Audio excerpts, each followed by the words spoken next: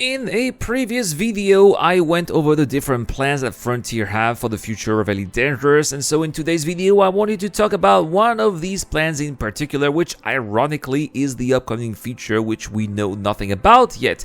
And more particularly, I wanted to talk about what that mystery feature could be.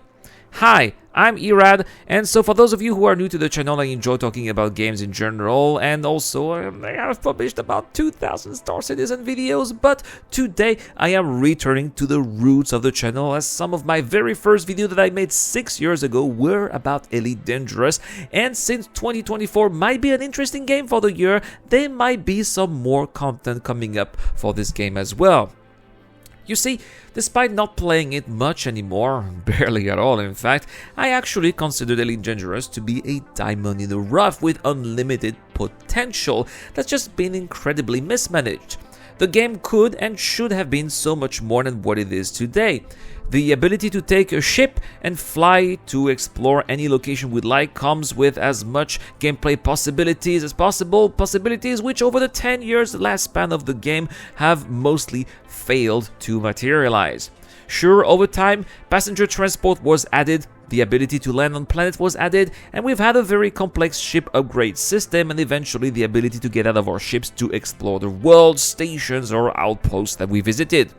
It may sound like a lot, but remember, it happened over the course of 10 years, and in the meantime, the competition was sharpening its teeth, offering players new technologies and features such as walking around ship interiors, exploring gas giants, or just wandering on Earth like planets. Features that are not in Elite Dangerous, unfortunately. And as the years go by and game development makes further progress, more features will be added to the competition, which will make Elite Dangerous even less relevant than it has become. And one of such features will be the ability for players to own their own installations, which is something that Frontier said in the past that they will not do because, according to the developers, it is not a core of the game. Well, I have the firm belief that they are wrong when they made this statement. They were wrong many years ago, and I will tell you in 3 reasons why they are wrong. The first reason why players' own installations should become a feature of Elite Dangerous is because it would give players a purpose.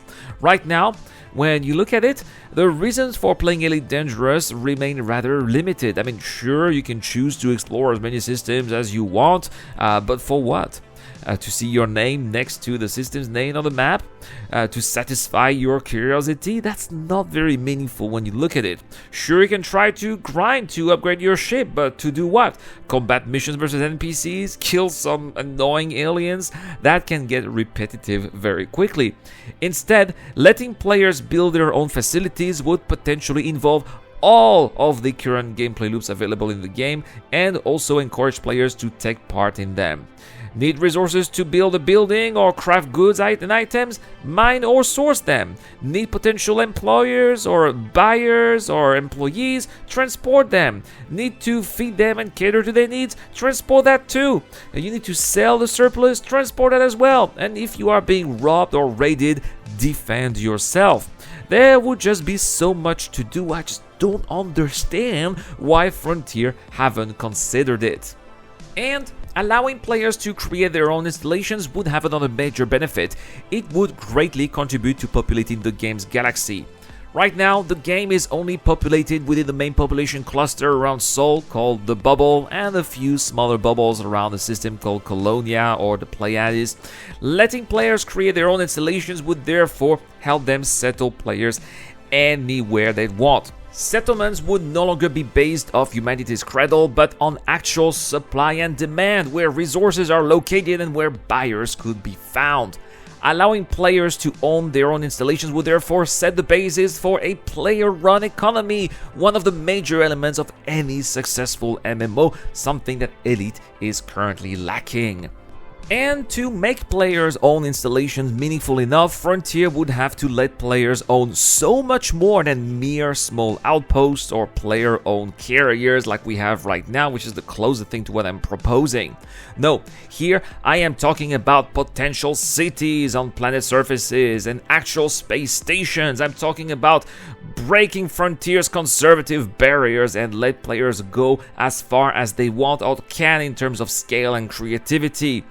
Let me know in the comment section down below, by the way, if this is something that you'd like to see, or if you have quit Elite Dangerous, or if this is something that would draw you back into the game. As far as I am concerned, this is something that I've always hoped Frontier would develop, and I really cannot understand why we were told in the past that we would go against the very idea of what Elite Dangerous is, and the next point here will help you understand why, because last but not least, player-owned installations would be a fantastic opportunity to bring players together or against one another.